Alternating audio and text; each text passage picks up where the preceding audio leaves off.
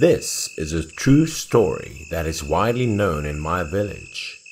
People in the village still refer to this story as a haunting horror experience to this day. A long time ago, a wealthy family in my village reconstructed a dowry house. When it was completed, the owner of the house lavished the villagers with a big party. The party went on until the middle of the night. Everyone drank a lot until they blushed as they walked out. Following the departure of the guests, the residents of the house began to clean and rest in the new home.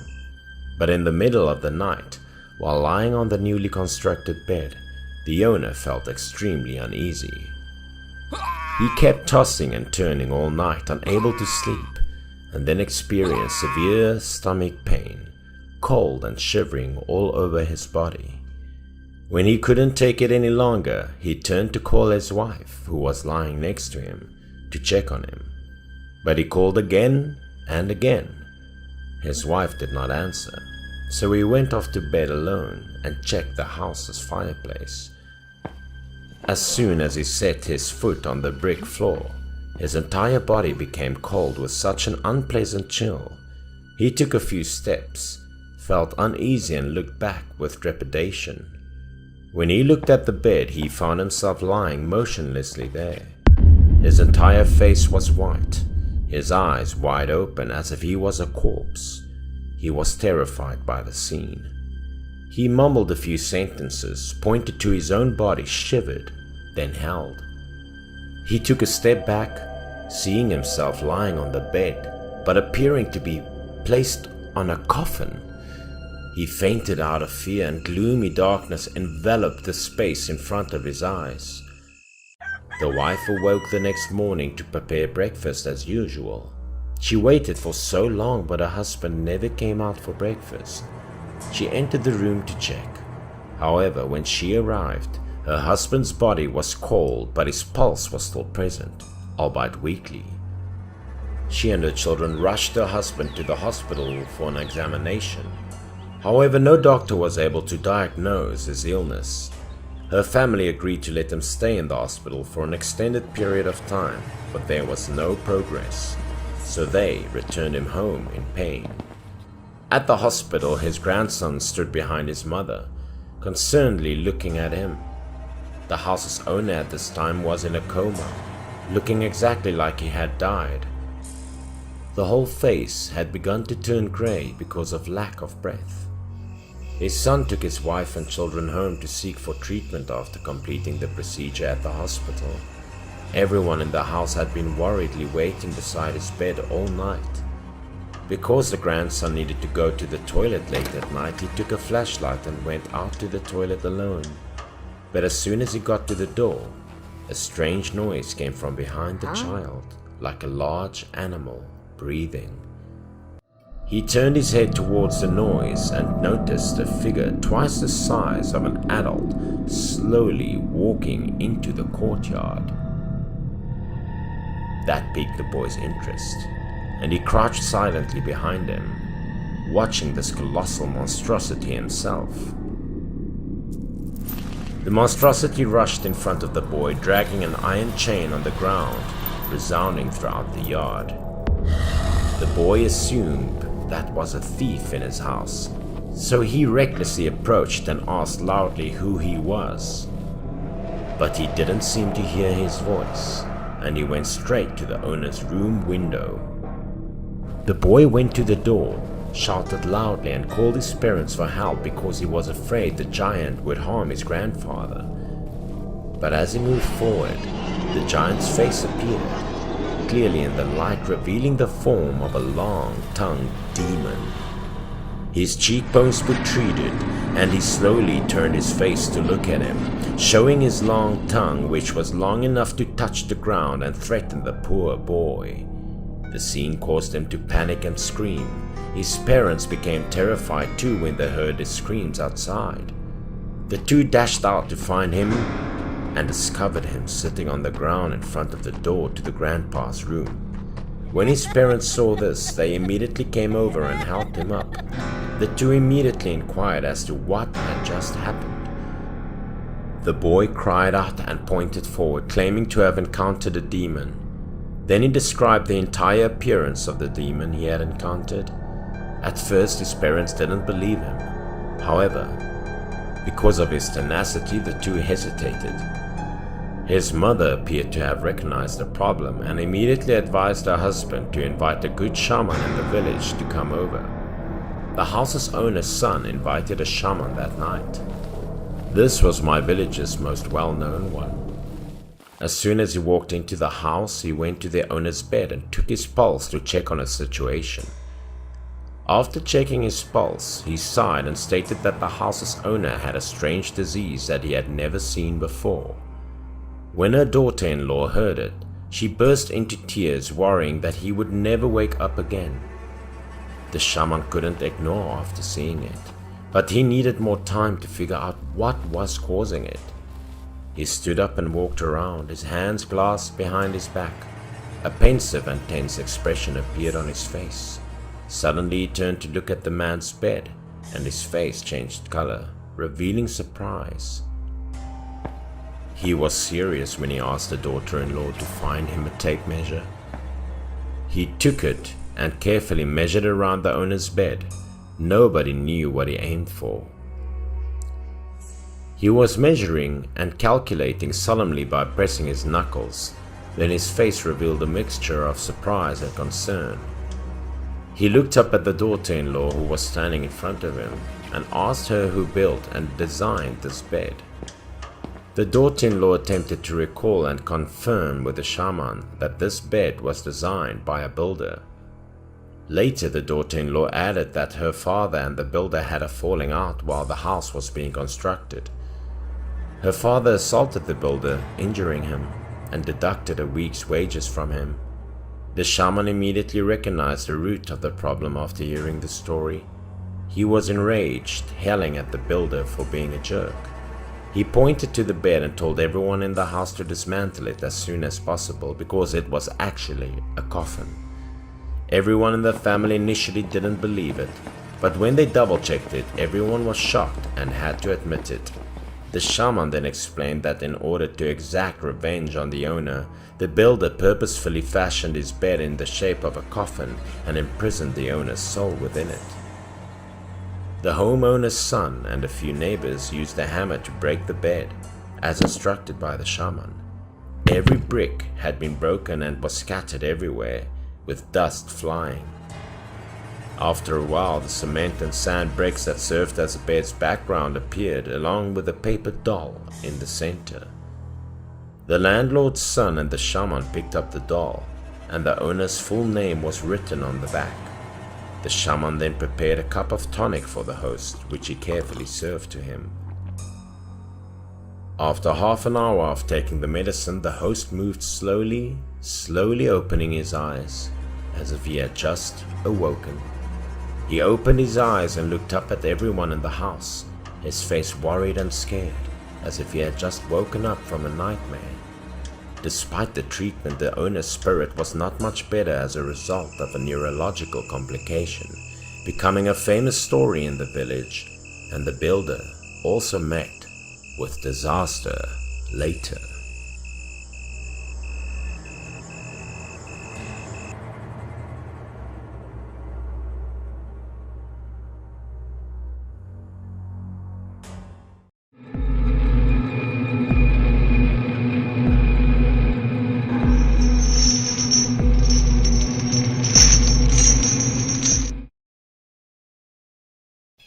I was only 10 years old that year, and my parents worked far away, so I had to stay at my grandmother's house for a while. My grandfather passed away a few years ago, so she lived alone. When she heard that I was coming to stay, my grandmother was very happy. She loved me very much and took good care of me, but I was a very rude child. I frankly disparaged the food she cooked because it was not delicious. I was also very harsh on a few other things that made her very sad. Looking back on that period in my life, that was in the countryside and was quite interesting. After dinner, I and a few neighborhood kids played around. My grandmother and her friends would sit and chat while watching us. That evening, my grandmother needed to take some things to my aunt. She told me to come home earlier and look after her house. But she was gone for a long time, about 2 to 3 hours, and it was getting dark outside. The children who played with me all had to go back home to go to bed already, leaving only myself and a few older people sitting around. There was no one to play with, so I went back home. Since I was home alone, I decided to close every door.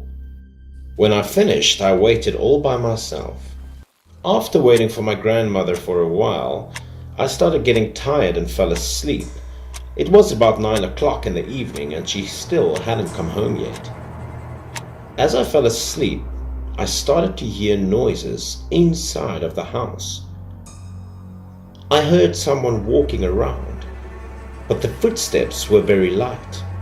At first I thought my grandmother might have been back, and that's when I woke up, and I thought again that something might have been wrong, because her footsteps was not light at all. I wondered if it was a thief, and I was thinking about what to do next when I heard a man call someone else's name. This person's voice sounded very sad, and the last syllable was still lingering from afar and near, making me shiver. The man came out of the kitchen, and his legs were hovering in the air. He suddenly lifted the curtain, as I was scared to death. The figure of the older man, with eyes bulging, his dry smile and hideous whisper, still haunts me to this day. I was so scared that I buried my head in the blanket to hide, and I cried without a sound, scared, clenching my fists and whispering to my grandmother to come back soon. Even so, I could still sense that the ghost was doing something. He seemed to be wandering around the house, calling out someone's name and searching for things. Then, seemingly finding nothing, he slowly returned to the kitchen. I don't know where I got the courage from, but as soon as I heard silence, I decided to open the window and get out of there. As I walked out the door, I dared to cry, and as I ran, I cried and cried for my life. Unfortunately, my grandmother had not yet returned. She was probably still spending time with people nearby. Seeing me crying like that, the ladies in the street immediately asked me what happened. I panicked and told everyone what happened. The information I gave them confused all of them. One of the men in the neighborhood picked up some sticks and went to my grandmother's house. He searched everywhere with his friends, looking inside and outside, but not seeing anything strange like I did. A neighbor asked me again if the door was closed or not, and how could outsiders get in if it was? And even if they did, they couldn't get out so quickly. They asked me if I'm sure I wasn't dreaming. I knew I wasn't dreaming, and I assured them that the ghost was looking for someone named Bella. The neighbors told me that Bella was the name of my grandmother. This I did not know. The lady next door kept asking me what the eccentric man was looking for in my grandmother's house. She and a few others found it a bit strange. Seeing me alone was also not good, so a few people stayed with me to wait for my grandmother to return. After a while, my uncle appeared. He took me to the hospital to see my grandmother because while she was away, she had a heart attack and had to be hospitalized for urgent treatment. On the way, I was very nervous. At the hospital, I quickly ran to the room where she was lying. My grandmother's health had stabilized. I told her what happened at their house, and everyone was stunned, not knowing if it was an omen, because at the time the strange man appeared to me. That was exactly the same time my grandmother was receiving emergency heart treatment.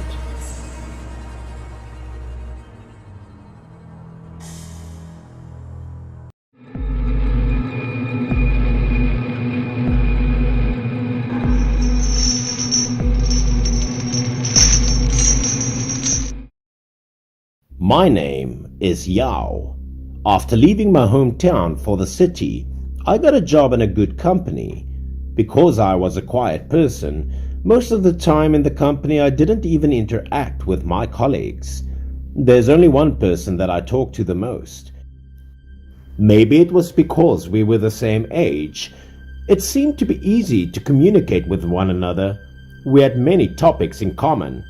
His name was Jakey, and he was working in the same department as I was. One day, Jakey went to work with a tired and sluggish look. Normally, he was very cheerful and a sociable person.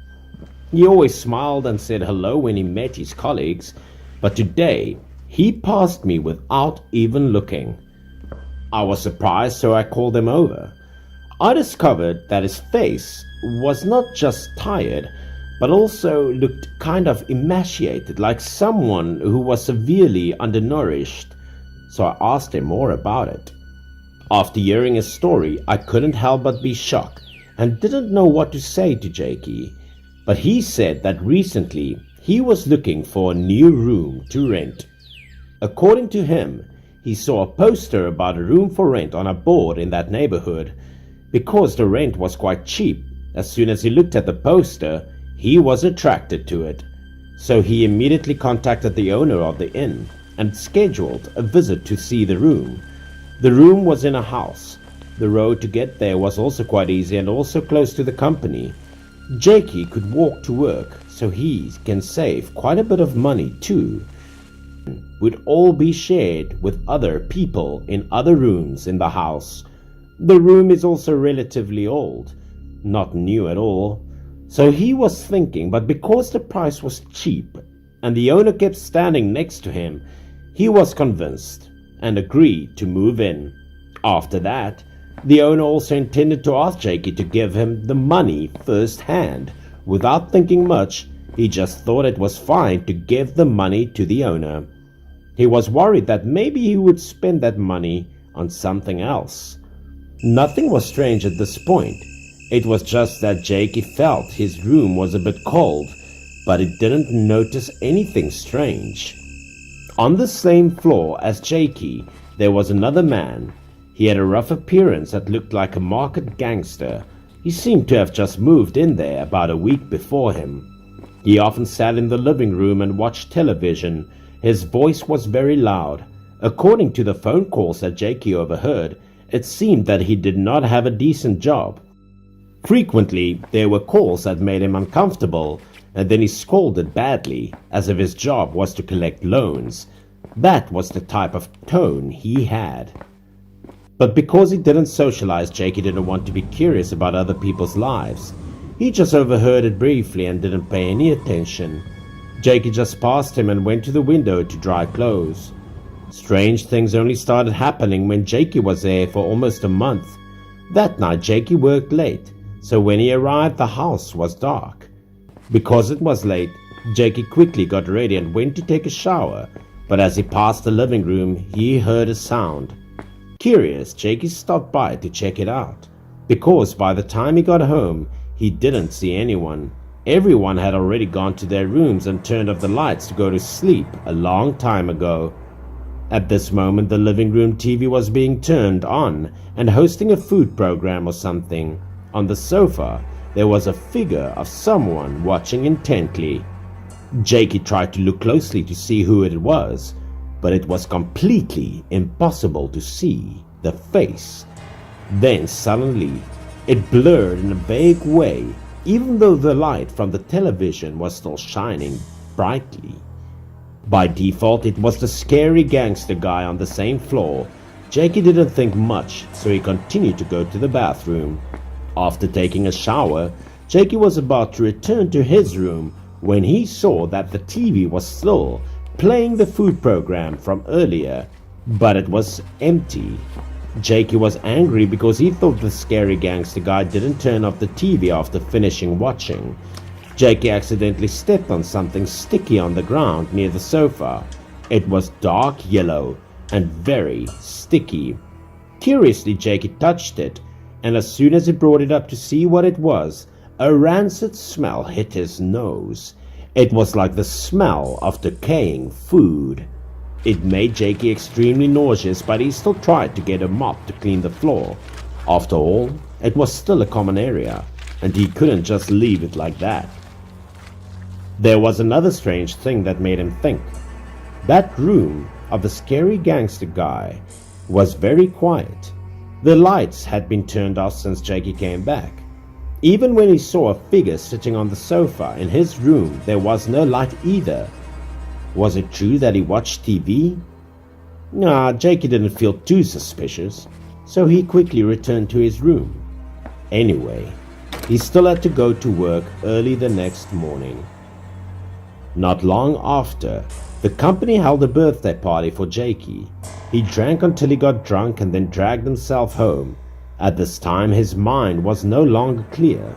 He was so drunk that he couldn't even go to his room, so he fell on the couch to sleep without caring about anything around him. Now the drunkenness had completely overpowered him.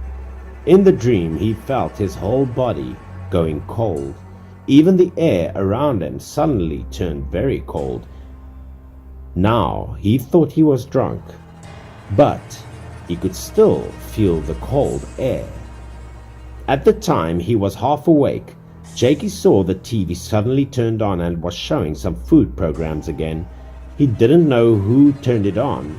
Maybe it was the scary gangster guy again. From the darkness of the house, a tall, black, scary figure approached him. Although the figure was large, his steps were very light. None of the movements could be heard, as if he was gliding towards him off the ground. Suddenly the big man figure approached and he used his tongue to lick Jakey's face. Although he hadn't woken up from his drunkenness yet, he could completely feel the stickiness on his face. So immediately he got up from his drunken state and also found that he was indeed being harassed by someone. He panicked and shouted loudly. Then he also stood up from the sofa and flailed his arms and legs to chase this pervert away. But the strange thing was that the moment the figure seemed to be vaporized into thin air. Only Jakey was left in the dark room and the glimmer of light coming from the television. At this moment he was extremely shocked. He didn't know if he was dreaming or awake. At first Jakey still thought that he was too drunk, so he was a bit paranoid. But after touching his own face, he suddenly felt a burning pain, like he was burned with boiling water, and that pain was right where he felt the lick from someone. Jakey started to panic.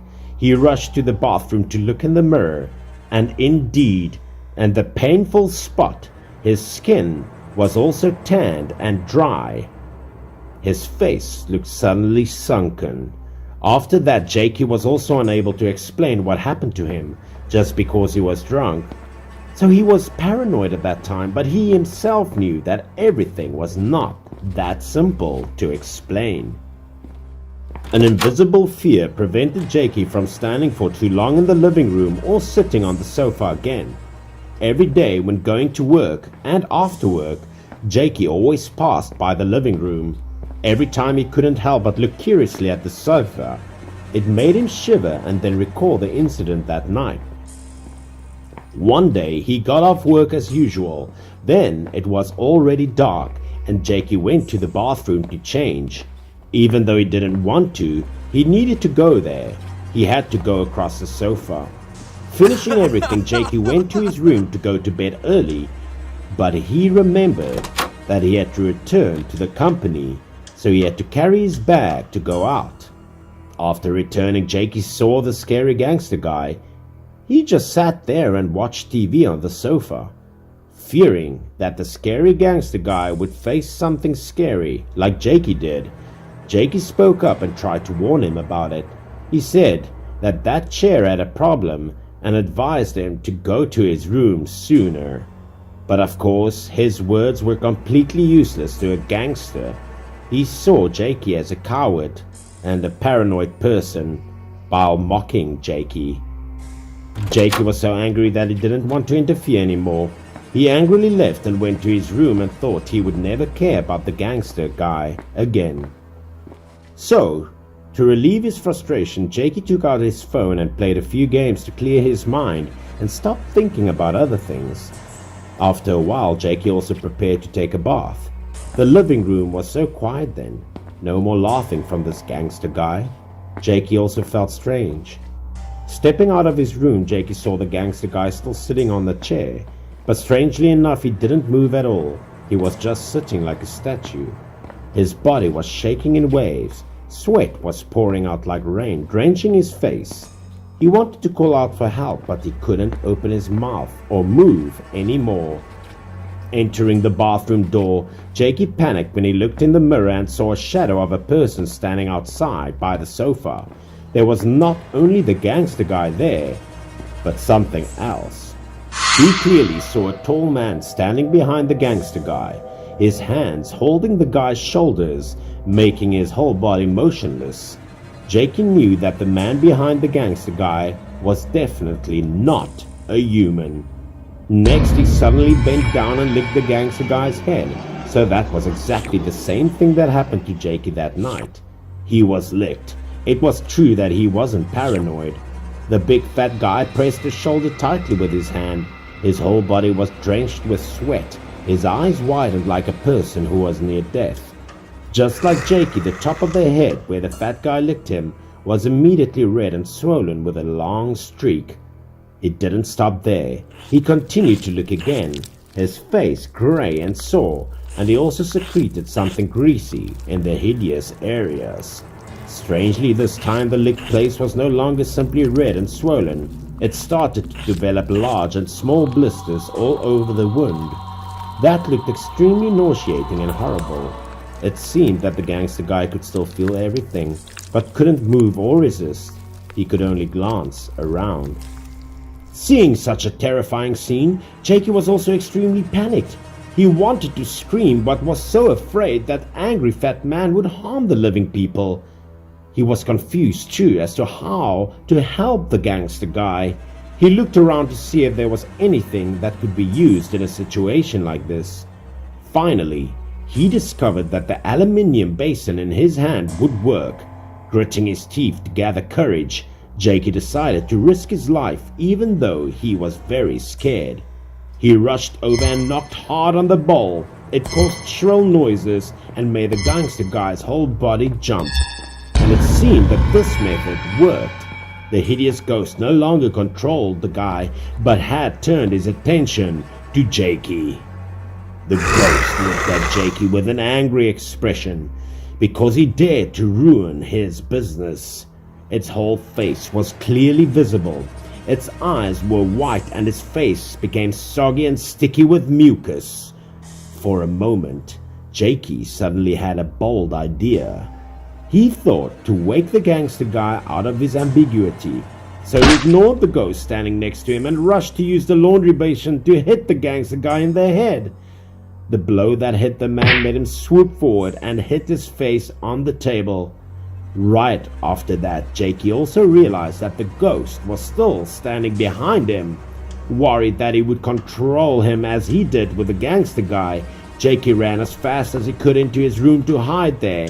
He also hoped that this way he could make the fat ghost disappear.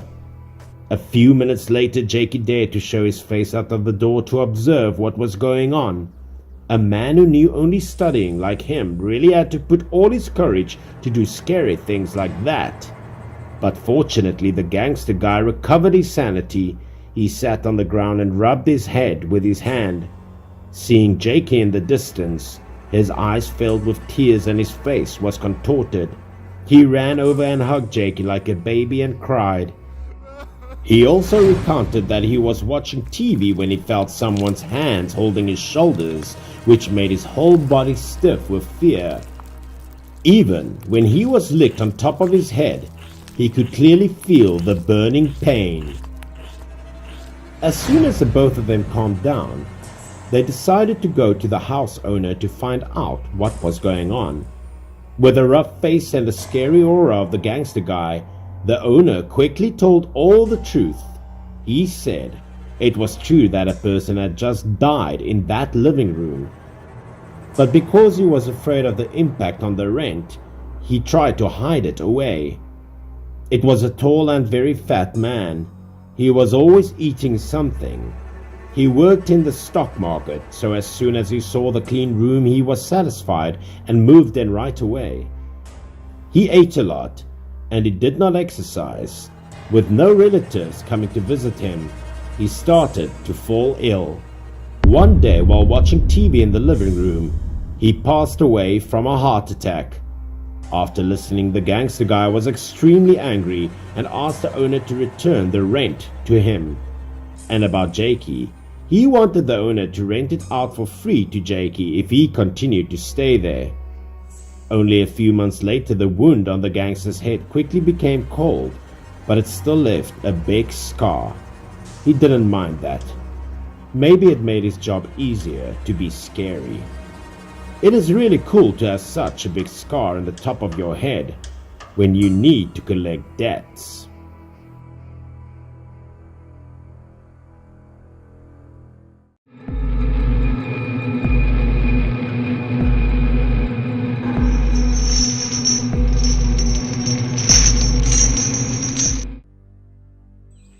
This happened to a group of 3 friends during their weekend outing.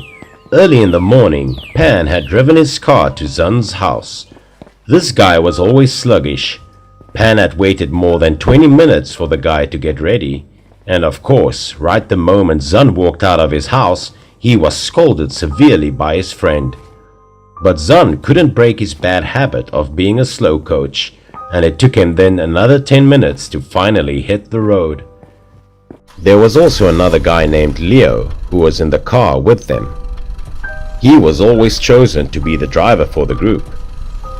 As Pan loved sleeping while the car moved on the road, Zun was completely opposite of him as he never sat still. The destination was a mountainous area located not too far away from the city. This time they visited a sacred pagoda. Less than 2 hours later, the 3 of them had finally arrived at the destination. The area was quiet and unspoiled as the clean and fresh air made them feel extremely comfortable. It had been a long time for the group of 3 friends to travel together. Needless to say, they were extremely excited as they started climbing soon as they got off the car. They talked enthusiastically to each other while making their way to the pagoda. It only took them a short time to get halfway up the mountain, but it wasn't an easy task to get through the other half of the mountain though. "Come on guys, we're almost there," Pan said. It was safe to say that Zun was not only the slowest person out of the 3, but also the weakest. "Slow down guys," Zun said in his tired voice. Pan grumbled as he heard his friend calling him. He stopped midway, waited for the slowpoke to keep up with him. After an hour of walking, they eventually reached the pagoda's gate. The gate was made of stones, looking pretty old as the words engraved on it had been blurred. Zun was completely wiped out as soon as he arrived.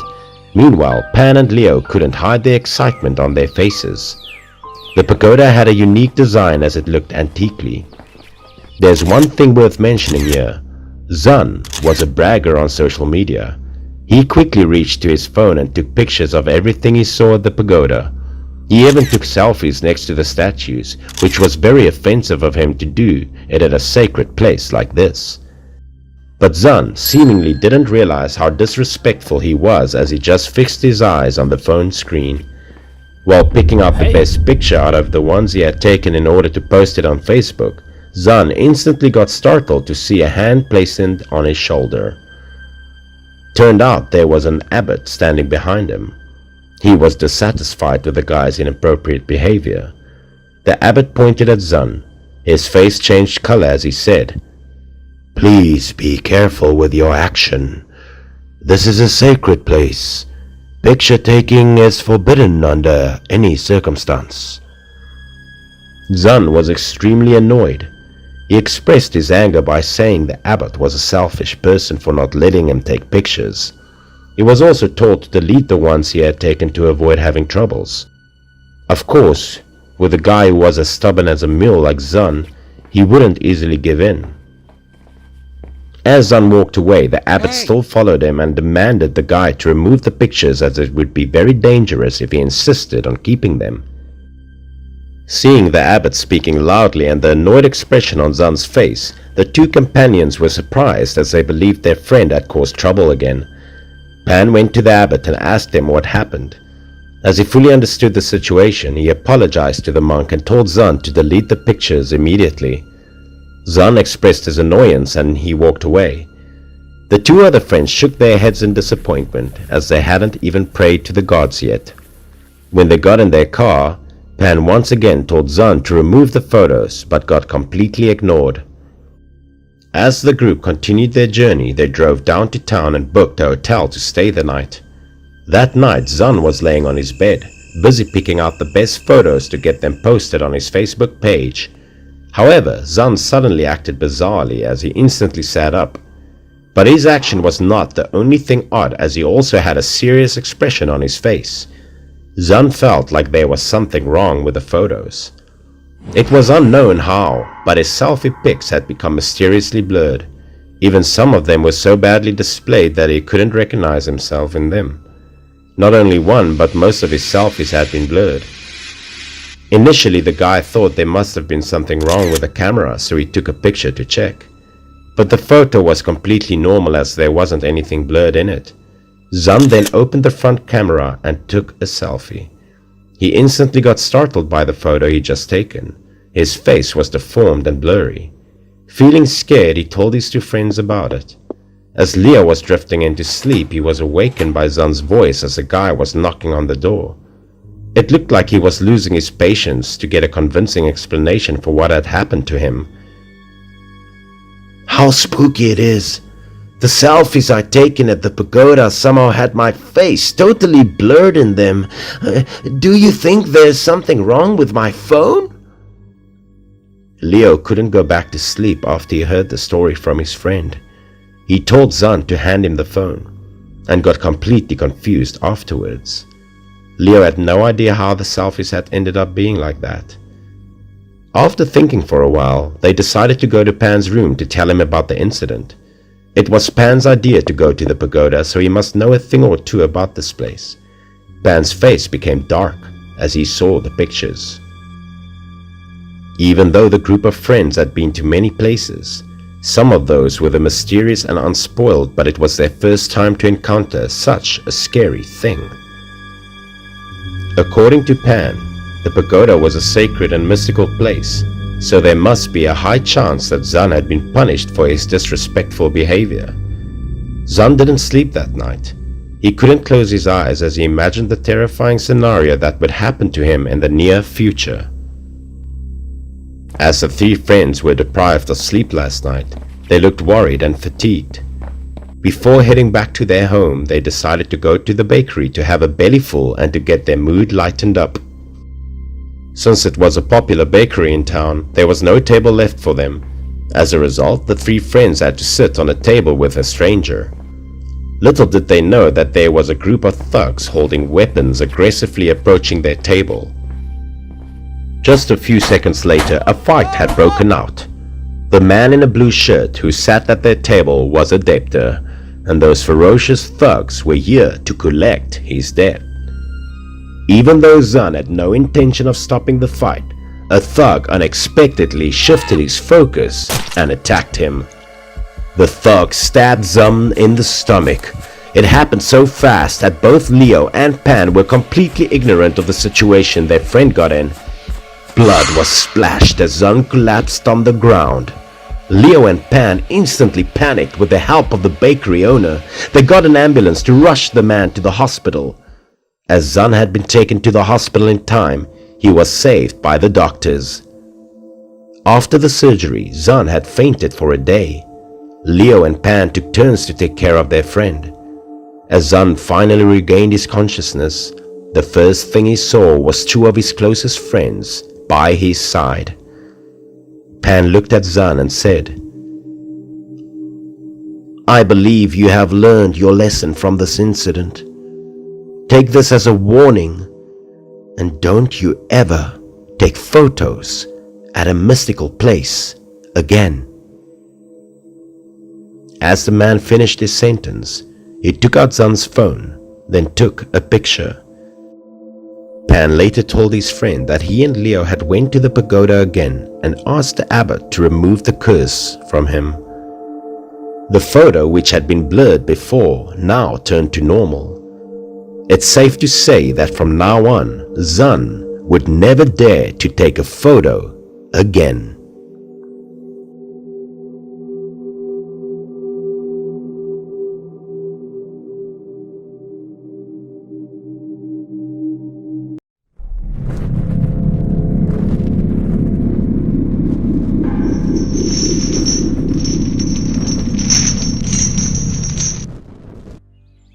About 10 years ago, I went to a mountain village in the country as a trainee teacher after graduating from university. Although I had to go to a strange place, I was not alone because I also had a classmate with me. His name is Ben. The place we went to work was relatively backward. The school was a dilapidated 2-story house located on a mountain to the west of the village. Because the village was backward, living conditions were not good and there were no dormitories, so we lived in a free classroom on the first floor of the school. Since there was nothing to entertain us there, we usually went to bed very early. Every night, I took advantage of the bed sheets and blankets. The hardest part every night was that I had to go to the toilet before going to bed. After making the bed, I grabbed the flashlight and prepared to go out. At this time, my friend told me to be careful when walking because it was very dark around here. It was quite deserted around here, so I also felt a bit scared.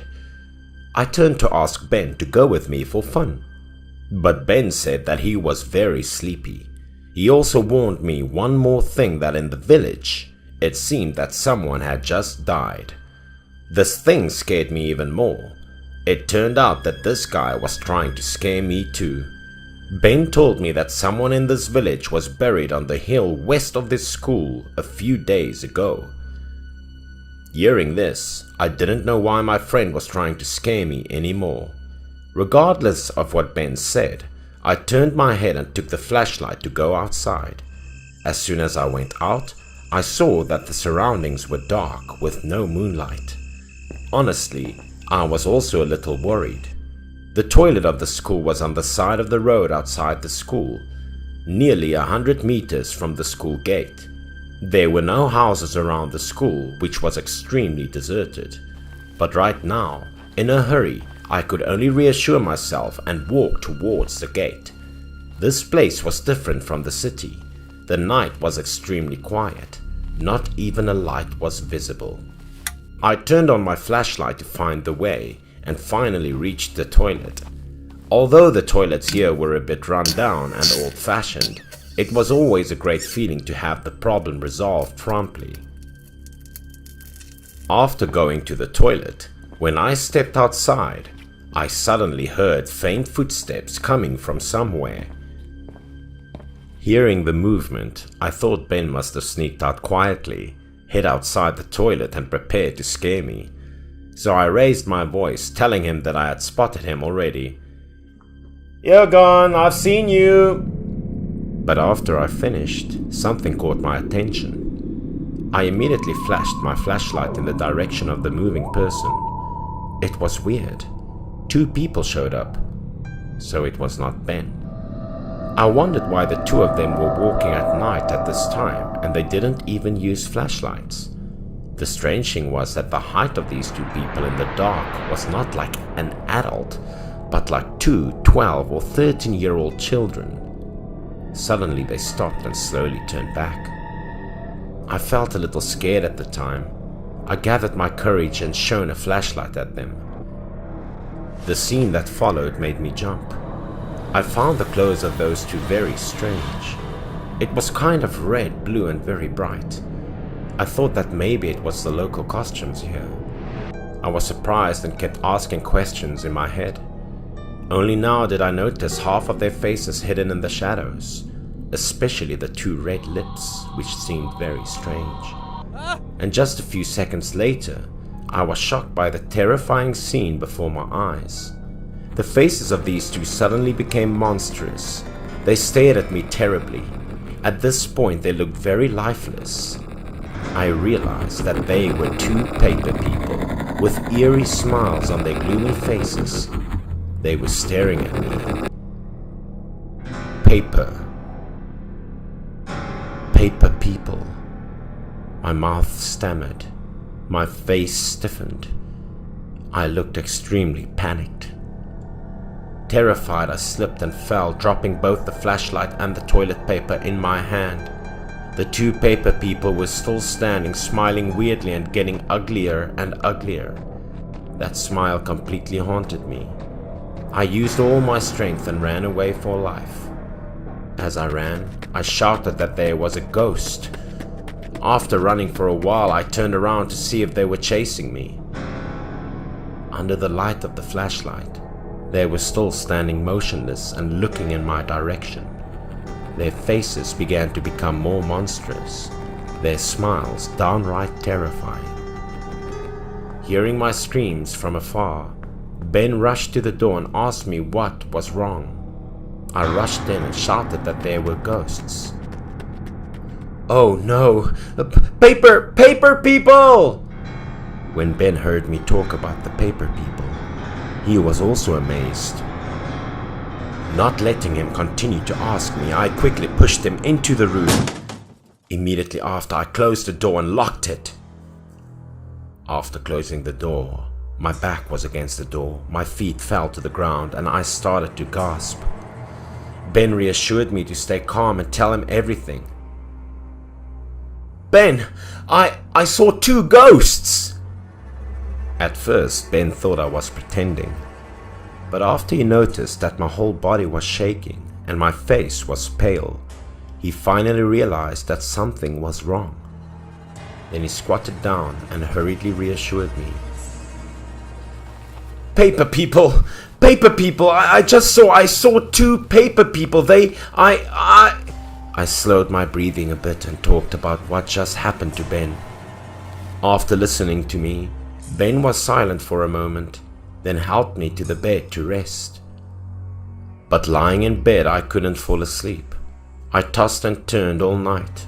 My mind was filled with the bizarre scene. The following morning, the sun rose and warm rays were shining through the window. I woke Ben up and went to report this to the village secretary. At our insistence, the village secretary would find us a house in the village too.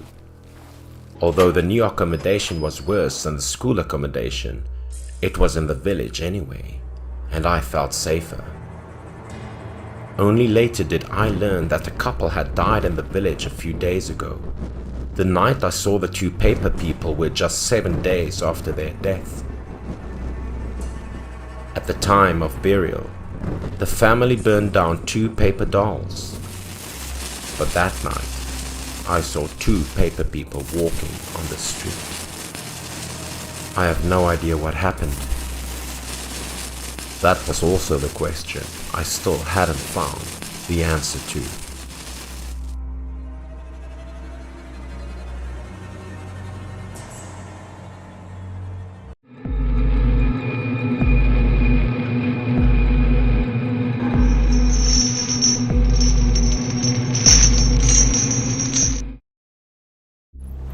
The story happened with my cousin Ken. That year, Ken dropped out of school early and drove a coal truck with his father. That night, there was my uncle and brother Ken and a few other colleagues. The group filled 2 large trucks with coal and started preparing to transport them. The trip was relatively long, so at midnight they started to depart. The trip was still going smoothly until down the pass. It was about 3 o'clock in the morning when suddenly my uncle and Ken's car had a problem. Here was the pass, and all around the forest there was no place to fix the car. It was bad luck. After thinking for a while, Ken got out of the truck.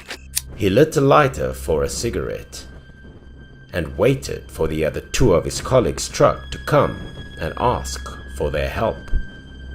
After that, Mr. Ken smoked while looking for a place to go to the toilet. Suddenly he saw a faint light in the distance.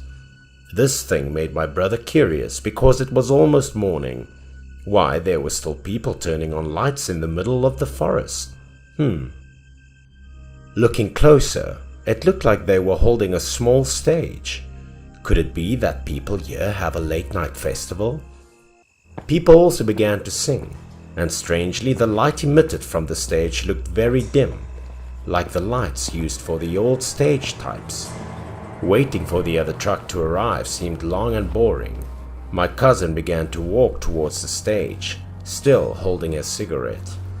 When he arrived, he realized that the stage was very small. A few spectators were watching the show. Ken's appearance did not attract the attention of the guests sitting around, but the girl who sang Boy on stage seemed to keep an eye on him, glancing at him when he entered. Normally, my cousin didn't like this kind of singing, but somehow he found it very good and interesting that day. For a moment, Ken was also swept away by the performance and joined the applause of everyone present. What Ken found strange was why people organized singing at this late hour. But then something stranger started to happen. Suddenly, the curtain on the stage seemed to be on fire. The fire was getting bigger, but no one seemed to notice it. With a cigarette in hand, Ken saw that strange thing happen, but no one reacted at all. The fire was loud, burning and spreading all over the curtains, but the singer was still singing on it. Brother Ken began to panic and worried. He glanced around, but no one seemed to have any intention of putting out this fire. Seeing this, he shouted to let everyone know about the fire, but the more he shouted, the more they remained motionless. Even stranger, couldn't they see that the fire was getting bigger and bigger? Why was no one reacting? That left Ken momentarily frozen. Only then did he realize that the people sitting here had very strange attitudes. They sat motionless, like statues. Ken felt this to be a little creepy. But the fire that was burning up there was the big problem. Ken still tried to call everyone to put out the fire. Ken shouted louder to get attention. At this time, the audience suddenly reacted to Ken's noise and turned to stare at Ken. They looked very weird. Ken was so scared that he fell backwards, his eyes wide and mouth open, unable to speak. He glanced up at the stage. Both of whom were performing on had also begun to burn with flames, but they were still singing. More frightening, the fire made their skin wrinkled and scorched, but they still calmly stood and sang. Their clothes were burned, even though the fire was slowly engulfing them. But the bigger the fire, the better they sang. My cousin told me that his legs were numb and he couldn't sit up when he tried at that time. So he tried to scream, hoping someone would hear and come to save him. The sound of footsteps woke him up and took his eyes off the stage. The scene at this time made Ken show extreme fear. He found himself surrounded by the audience who had been watching the song earlier. They were standing around him. Their eyes had no pupils, were white, and stared at him as if they wanted to eat him alive. The surrounding area was very quiet. The truck of the older colleagues hadn't arrived yet, and his father was busy repairing the broken truck above. Screaming until now was hoarse. Ken could no longer scream, only stammering in vain. Suddenly the phone in his pocket began to ring loudly. It was like an alarm clock, making his mind more alert. But because he was so shaken, he struggled to get his phone out of his pocket.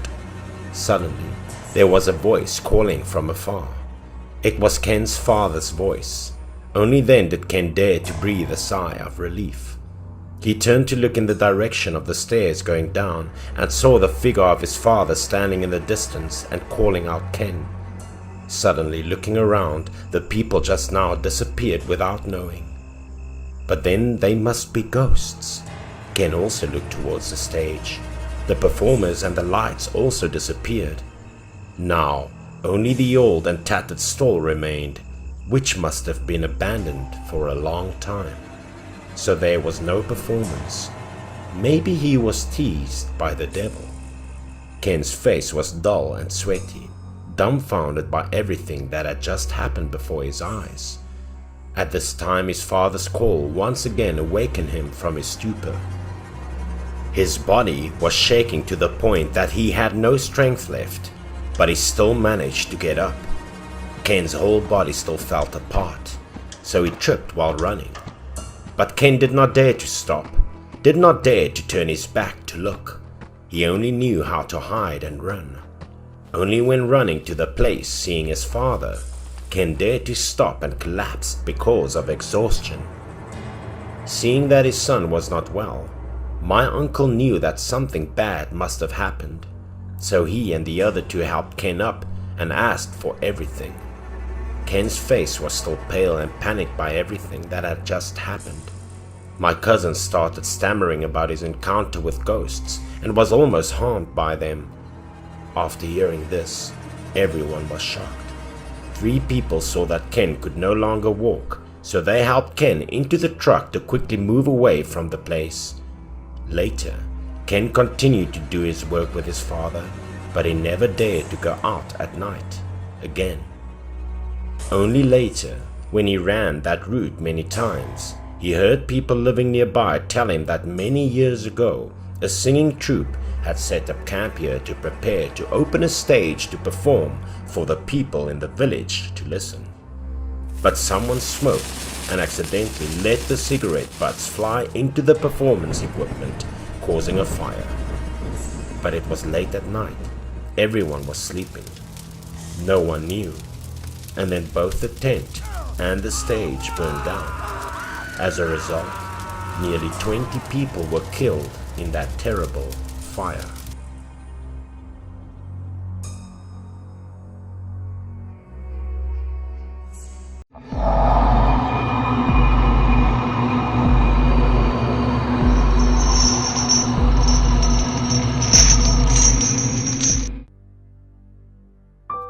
I'm a guy who has a great passion for dolls, and this is a scary story about a spooky doll that I used to have.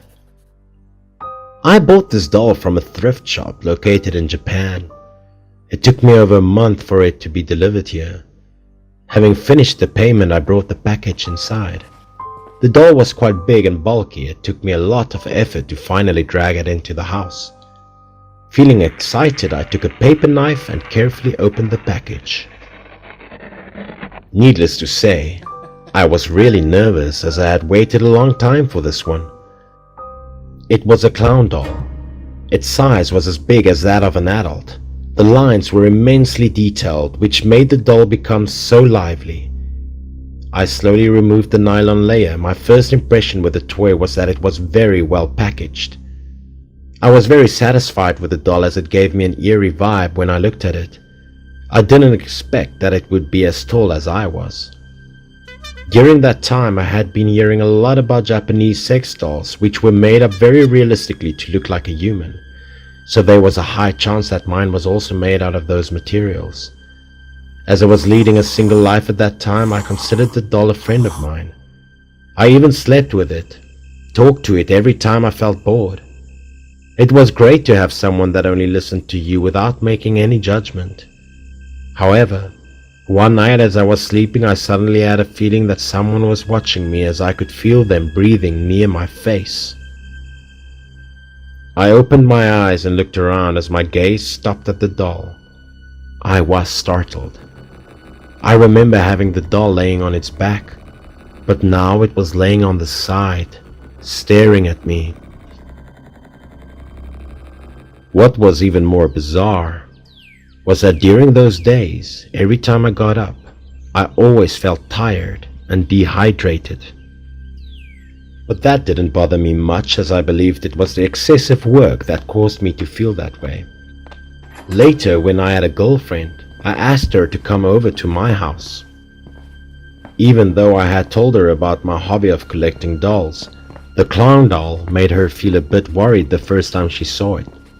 The doll wasn't supposed to look adorable. In fact, it looked a bit scary, so I could understand why she was afraid.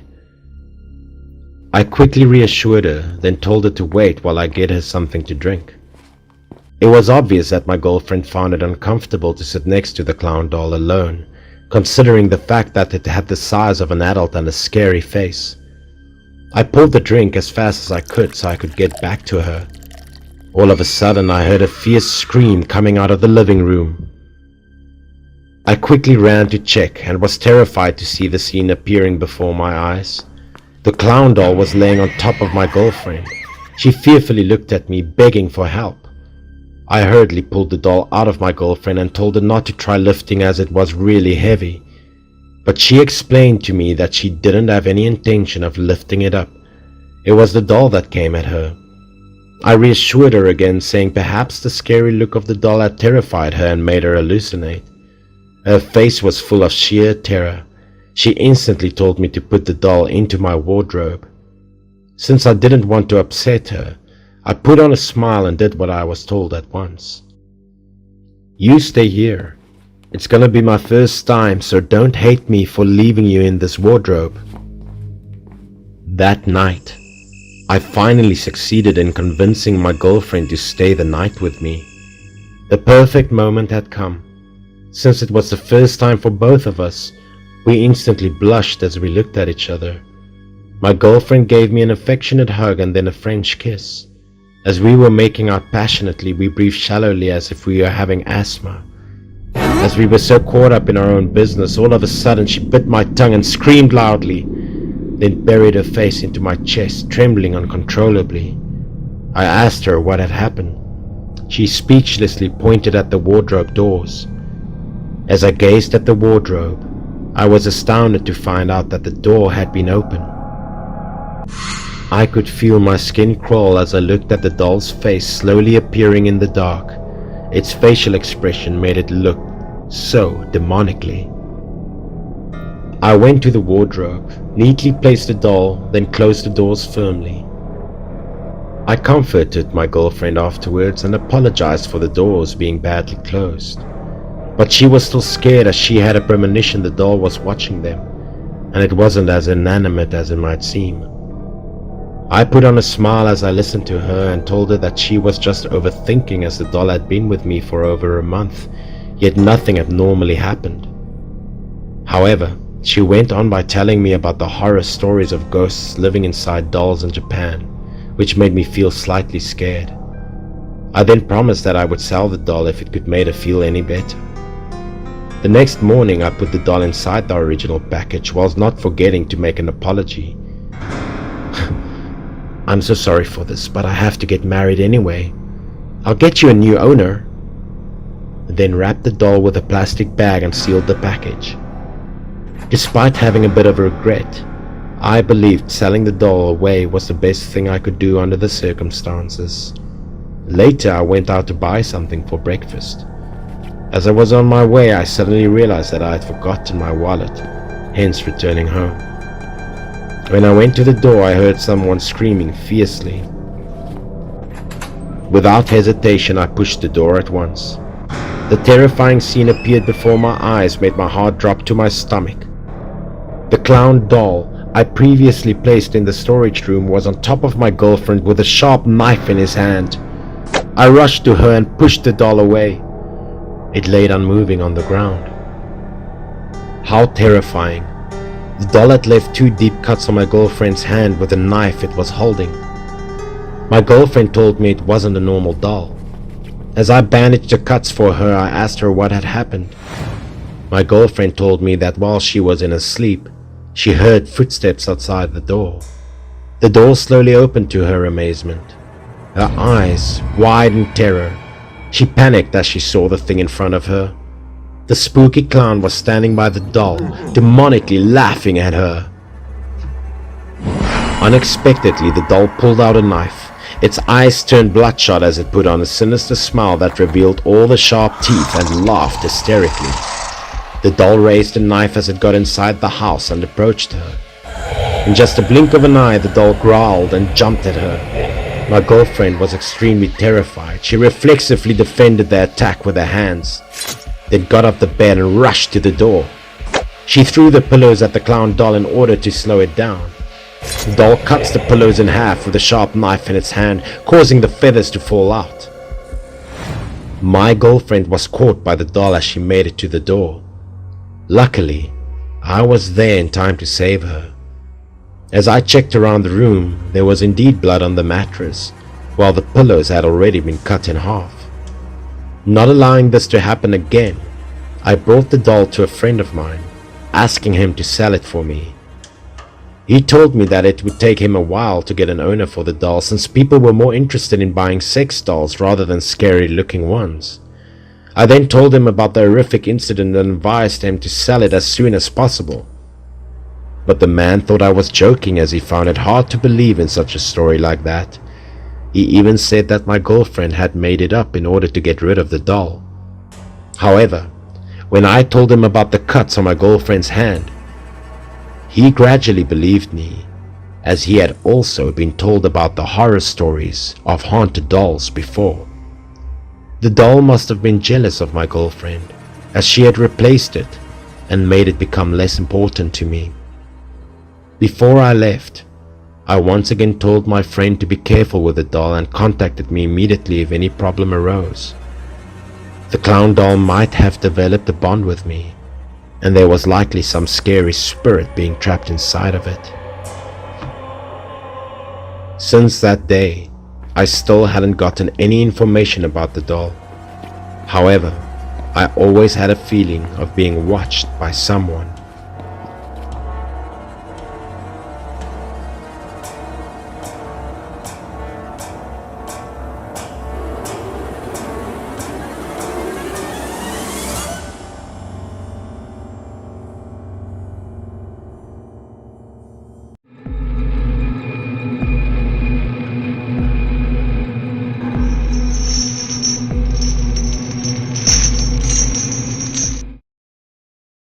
Until now, this story has spread widely in my village. It was summer and the weather was burning hot.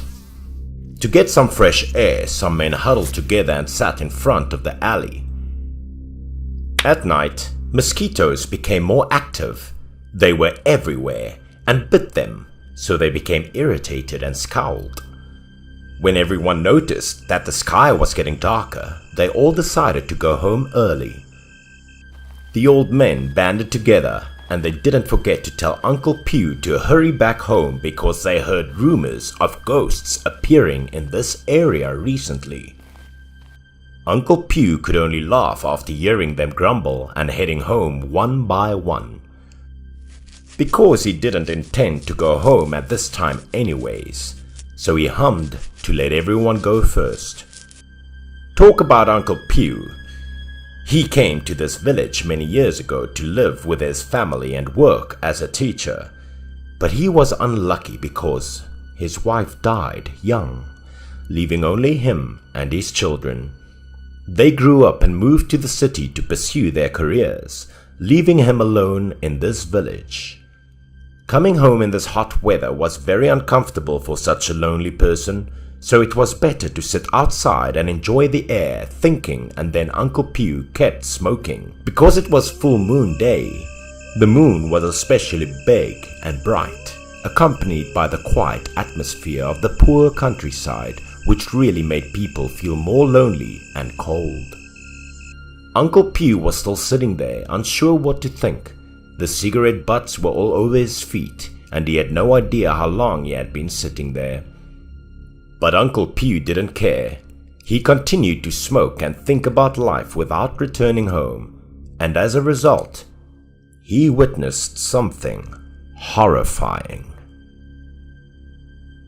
Uncle Pew took out the last cigarette from the box, thinking that when he finished it, he would return home, so he slowly took it out, then lighted it up, took a long breath.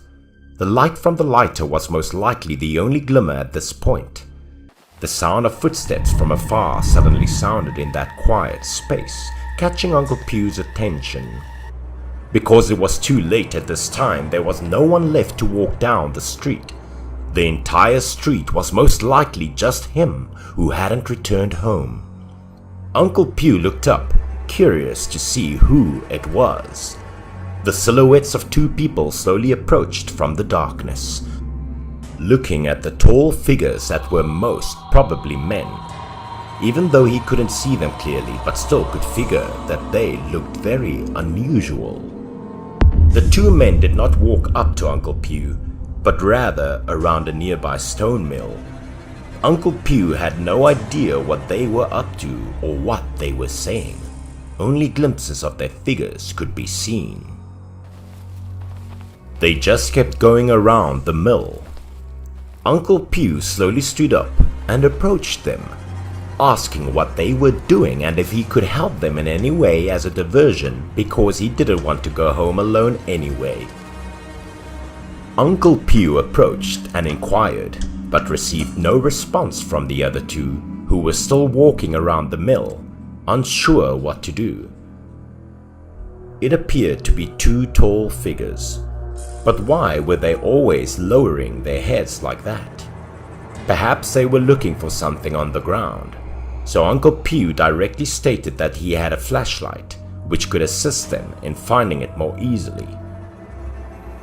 At this point, they began to respond to Uncle Pew, but their voices were shaky and made the hairs on their back of the listener's neck shiver, as if they were speaking from the underworld rather than living people. But that wasn't what bothered Uncle Pew. It was the fact that they claimed to be looking for their heads. Uncle Pew was stunned and motionless as a result of the response.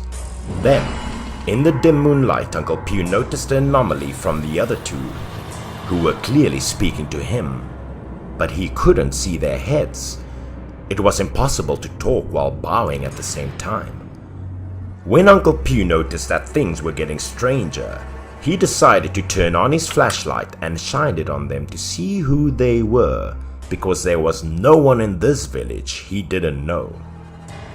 He asked their names, shining at them at the same time. Uncle Pew directly shone on their faces as the light began to shine from below. They still did not respond. As the flashlight slowly shone on the body, a terrible thing appeared in front of Uncle Pew's eyes, making him panic.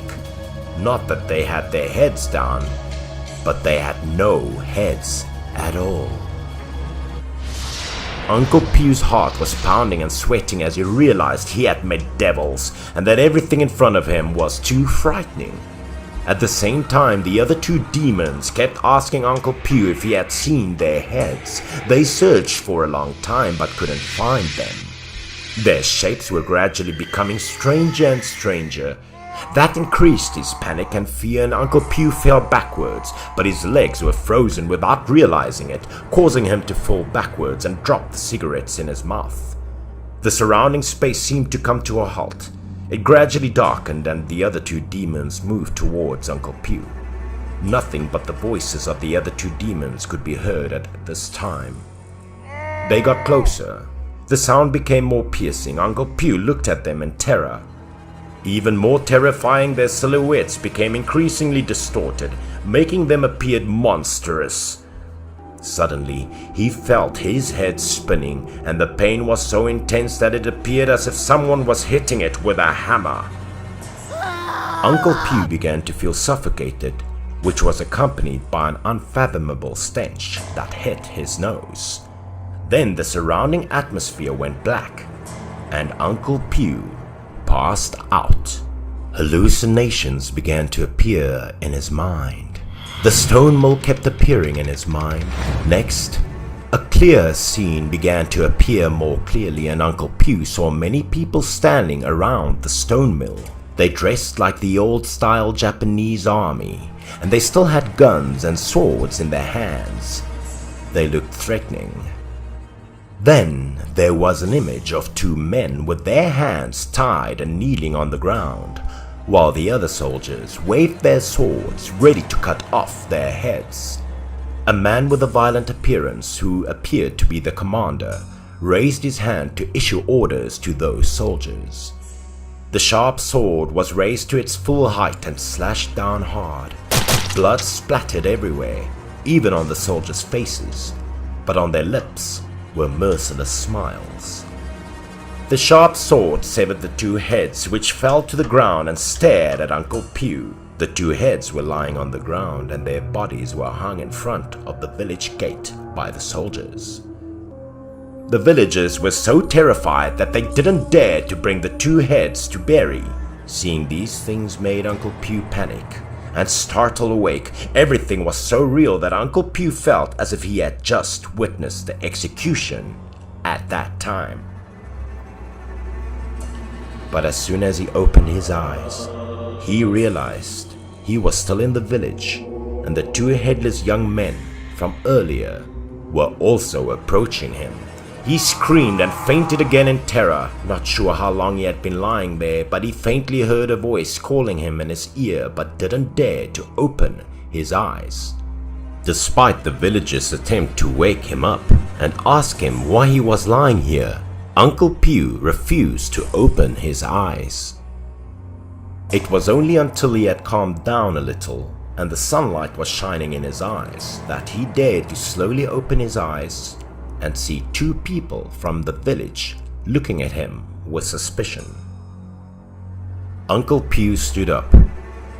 He heard that when people started to go to work early in the morning, they saw him lying on the ground and came to wake him up. Many people gathered because they thought Uncle Pew had seen a ghost last night. Uncle Pew had no idea he'd been lying out there all night, nor did he know when he fainted. He began to tell everyone everything. Uncle Pew also described their appearance and costumes and confirmed that the two ghosts were looking for their heads in this area. When an old man who had lived in the village for a long time heard that and recalled the past, there were two young men from the village that were executed at this very mill, but their heads were stolen by wild animals and their bodies were buried by the villagers. People could observe two headless strangers prowling around on the full moon nights after that time. They always asked where their heads were each time they met any villagers. The voices would sound as if it had came straight from hell.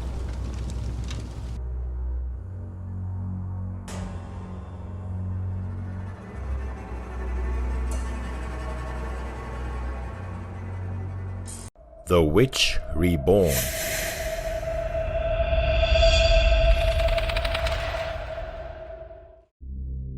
I remember one day last year, I had a few drinks with a close friend of mine. Hey! As I was going through the menu, I saw a guy approaching me from afar. As we sat down drinking for merely 5 minutes, Iris had already drunken up a bottle of beer. It turned out that the guy had just broken up with his girlfriend. Iris didn't utter a single word as he kept drinking and drinking. I didn't know what to do but gently put my hand on his shoulder and comfort him. The guy had a distant look in his face. As he sighed deeply, he started telling me something that had confused him lately.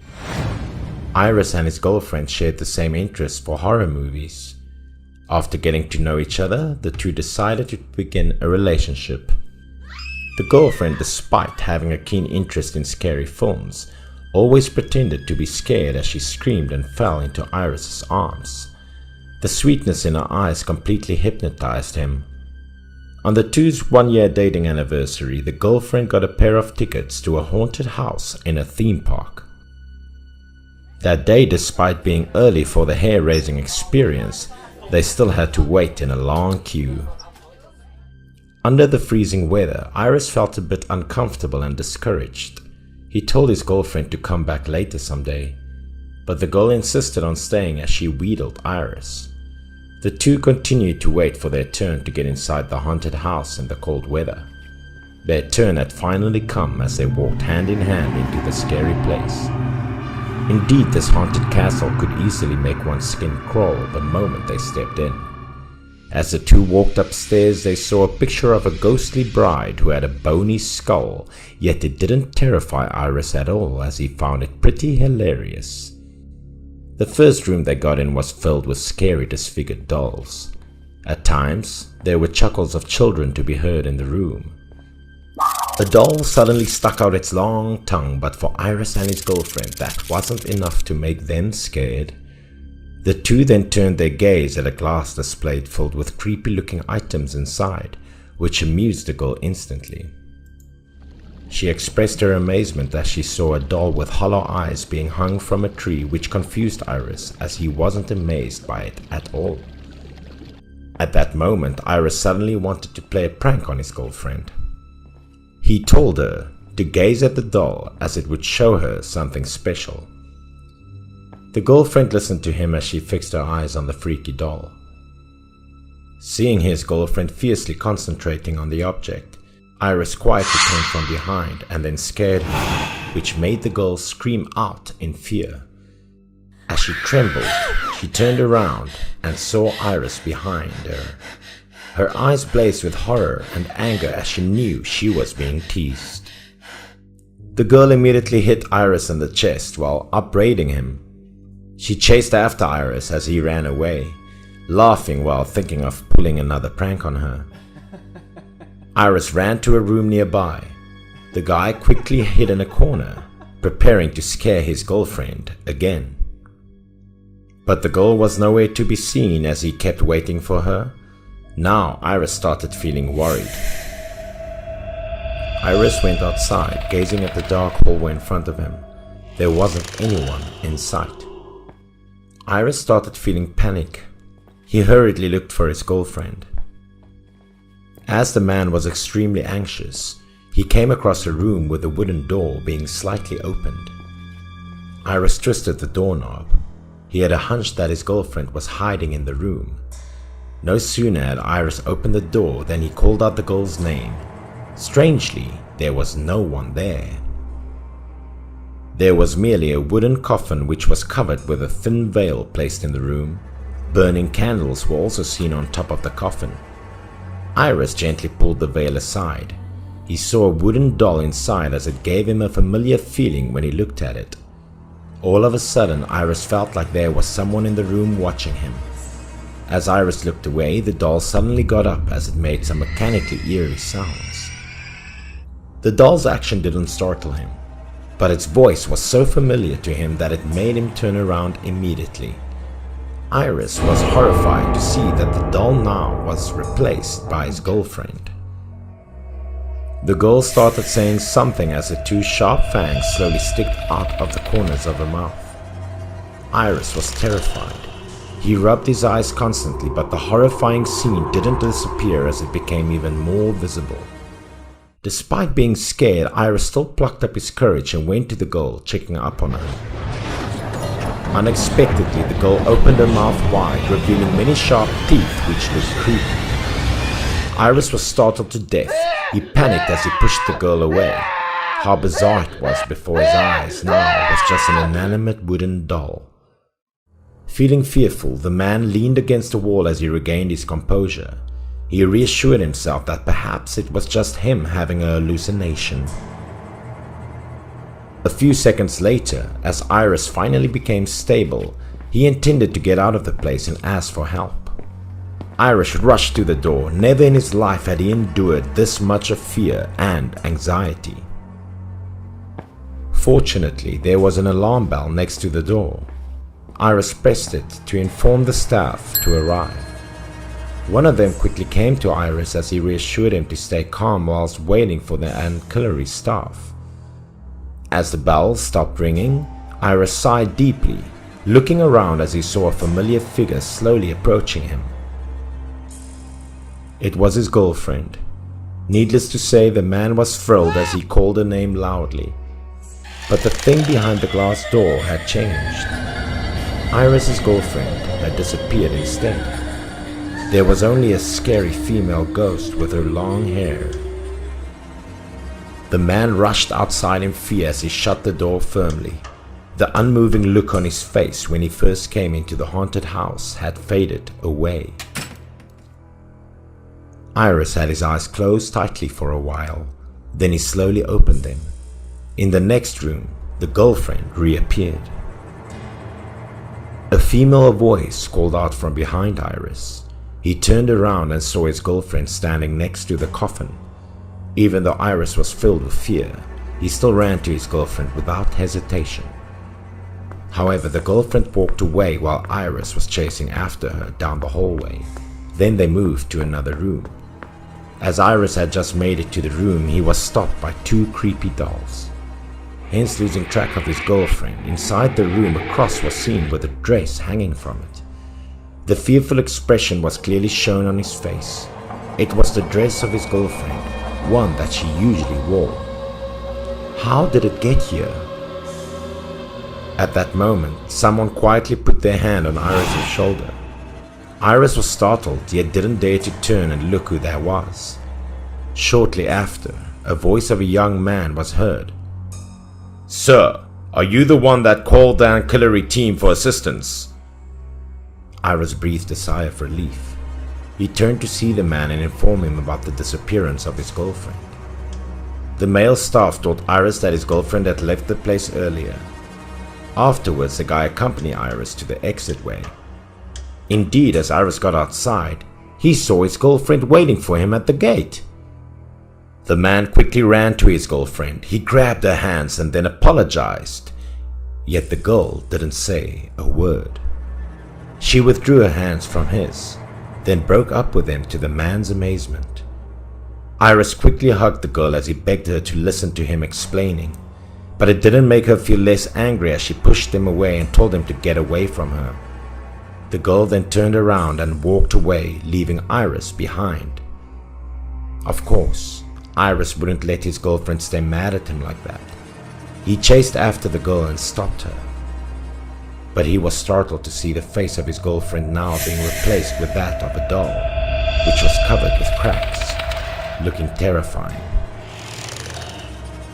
Iris was frozen. His face turned pale. He speechlessly looked at the girl walk past him as if they were two strangers. As soon as he returned home, Iris made phone calls to her, but it didn't help him at all. Knowing it was useless for him to talk to her on the phone, Iris went to the apartment at which the girl stayed, in the hope of changing her mind. That day the girl wore a lot of makeup, which was quite out of character. As Iris went to see his ex-girlfriend, he saw her hand in hand with another man, looking happy. Not only that, the girl even gave the man a passionate kiss when they were at an alley, which left Iris heartbroken. In the dim light, Iris once again saw the creepy face of the doll he saw in the haunted castle. Iris had thought about it for a while. He wondered if it was the ghosts disguised as a doll. If they had taken control of his girlfriend's body and made her act like that. Later, Iris went to the girl's workplace, asking the workers about her, but they told him that she had resigned from her job and went somewhere else. Iris cried a lot as he recounted the story to me. I didn't know if it was the breakup or the awful experience he had at the haunted house that caused him to be like that. Only until later did we find out that the haunted castle had disappeared as no one knew about its current location. Lately, Iris came across a picture of his ex-girlfriend on Facebook. The girl had begun a relationship with another man, yet he looked like a dead body. Iris wondered if he should send her a message, but eventually he chose to give up on her and move on with his life.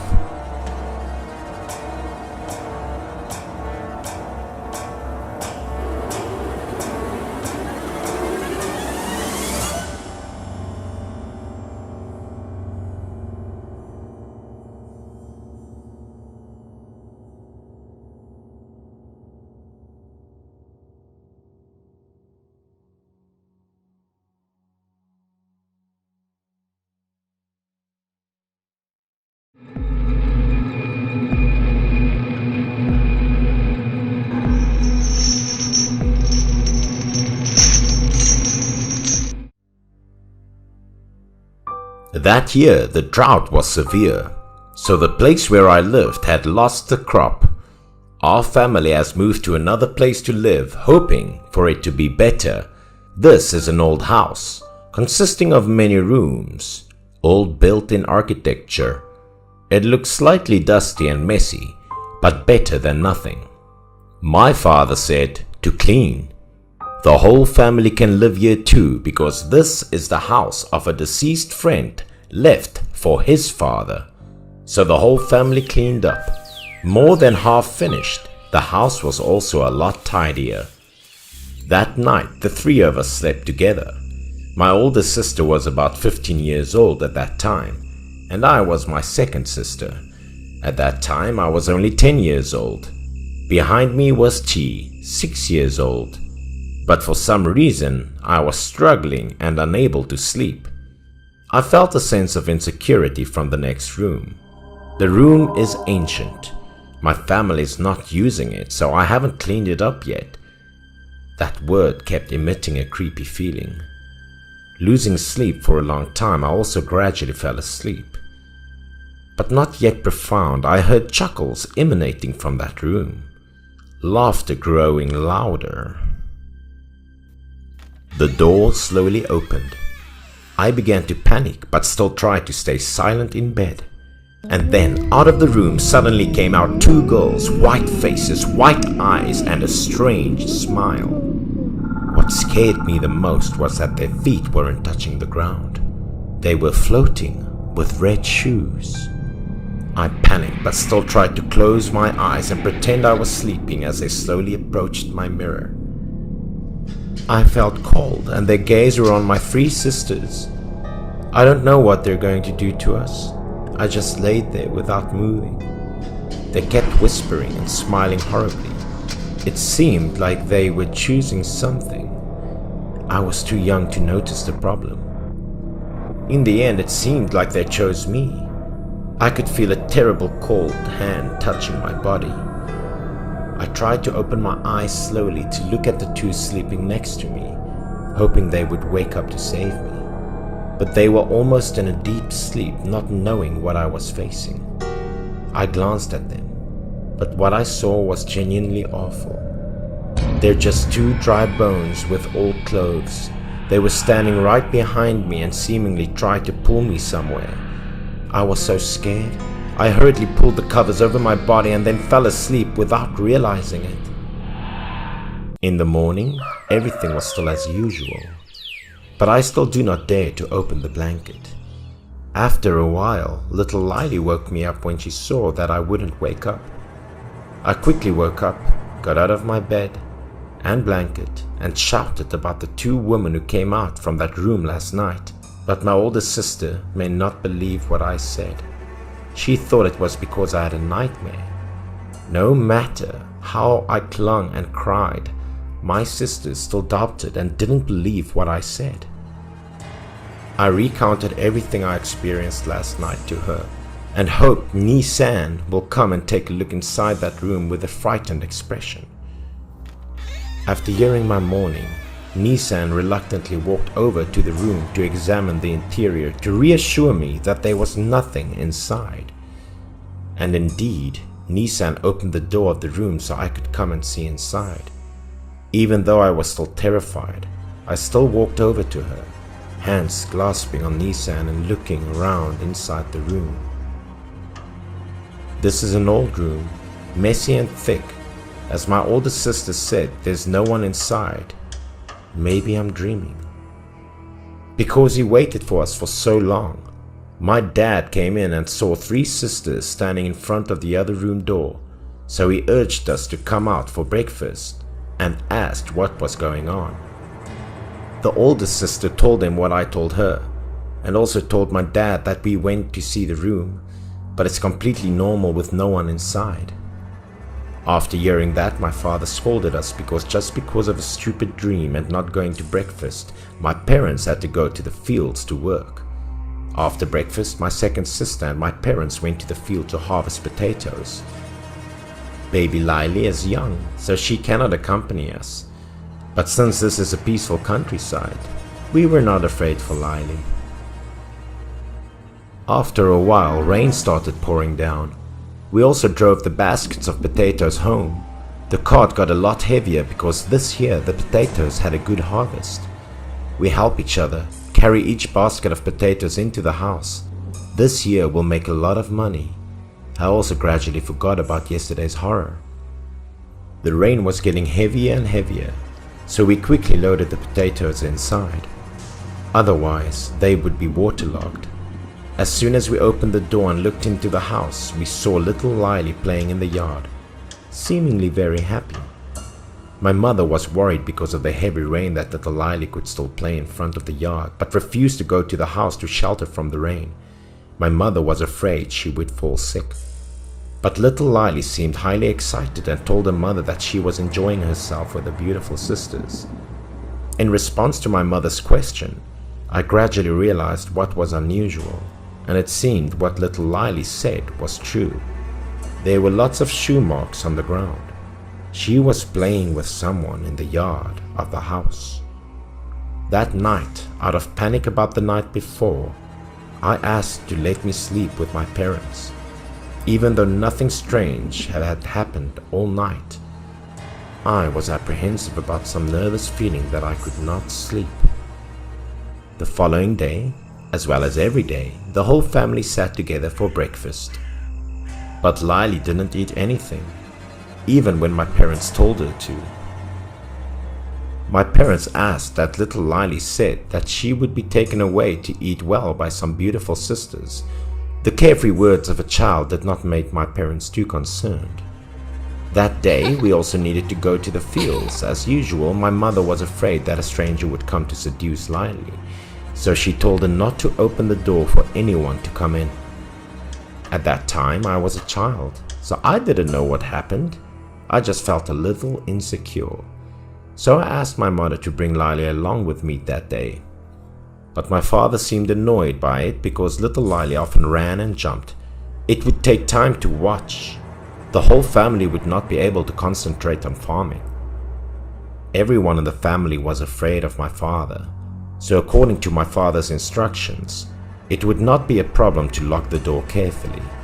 My mother also thought so, so she obeyed my father. I'm alone in discomfort, but I'm too young to give my opinion. Before the door closed, I still remember clearly now, her white face, dark eyes and strange smile of Lily.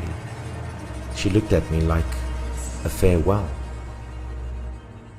After that, we got into the familiar cart and left the house. After the field work, we could not see Lily playing in the yard anymore. When we came back home, it was strange that my mother called Lily repeatedly. After entering the house to search, my mother frantically ran out to inform everyone. The whole family was shocked. We split up to look for Lily. The older sister and I were worried about her. We ran around the village to see if anyone knew anything.